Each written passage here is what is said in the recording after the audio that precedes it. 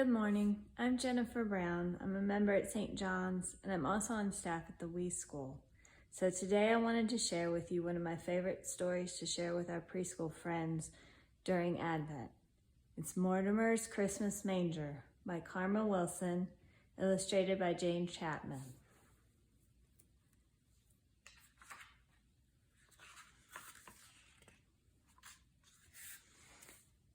In a big house lived a wee mouse named Mortimer. He dwelled in a dark hole under the stairs.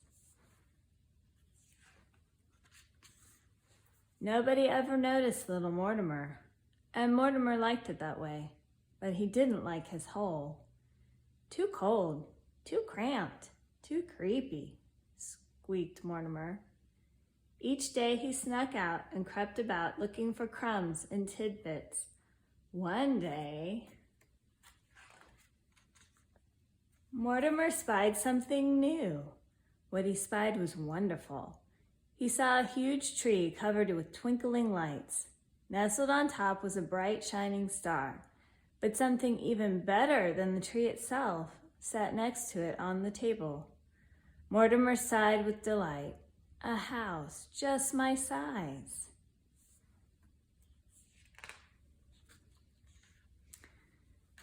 But the house was so high, and Mortimer was so low.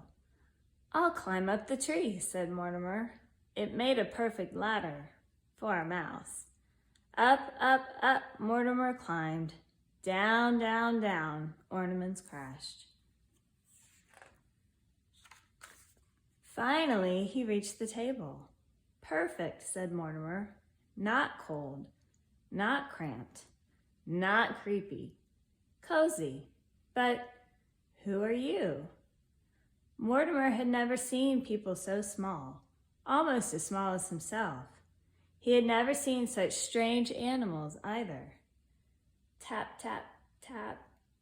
Mortimer knocked, but no one answered.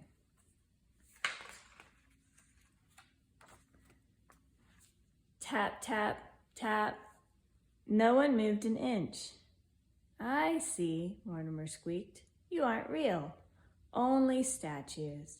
And so Mortimer lugged and Mortimer tugged. One by one, he dragged the statues out. When he reached the smallest statue, he saw it was a baby in a wooden bed, just Mortimer's size. There's no room for you here, Mortimer said. Out you go. Then into bed crawled Mortimer. He fell fast asleep in the soft, warm hay. The next day, as Mortimer crept about, he found good things to eat. Cookie crumbs, fruitcake morsels, and spicy peppermint candy.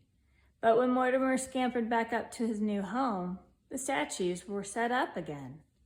No, no, no, squeaked Mortimer. This won't do.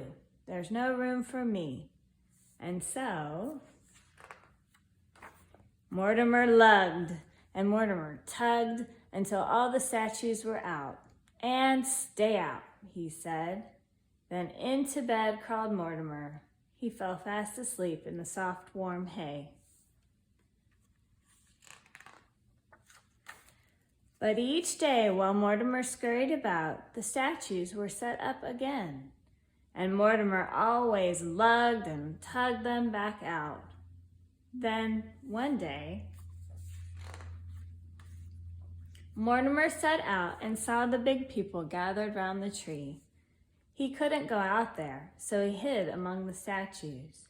A man started talking. Mortimer listened, and what he heard was wonderful. Since it is Christmas Eve, I shall tell the Christmas story, said the man. A long time ago, in a little town called Bethlehem, Mortimer heard about people named Joseph and Mary and a bright shining star. He heard about shepherds watching their flocks by night and traveling wise men. The man continued, and there was no room for them in the inn. Then Mortimer heard about a baby who was born in a stable and had no real bed, but slept in a wooden manger. A baby born to save the world. And his name shall be called Jesus, said the man. Mortimer looked at the bright shining star on the tree. He looked at his new home and his new bed. He looked at the statues. Last of all, he looked at the baby. I see, sighed Mortimer. You aren't just any statue. You are a statue of Jesus. Mortimer snuffled. A tear rolled down his furry cheek. There was no room for you in the inn, but I know where there is room, he said.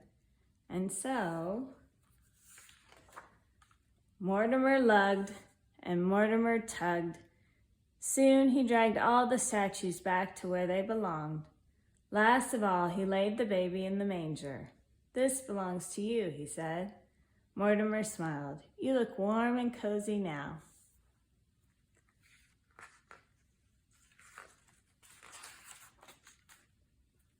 There was no place for Mortimer to go except back to the cold, cramped, creepy hole. As Mortimer scuttled down the tree, he said a prayer. Jesus, you were born to save the world. Perhaps you could also bring me a home? And then Mortimer spied something new. What he spied was wonderful.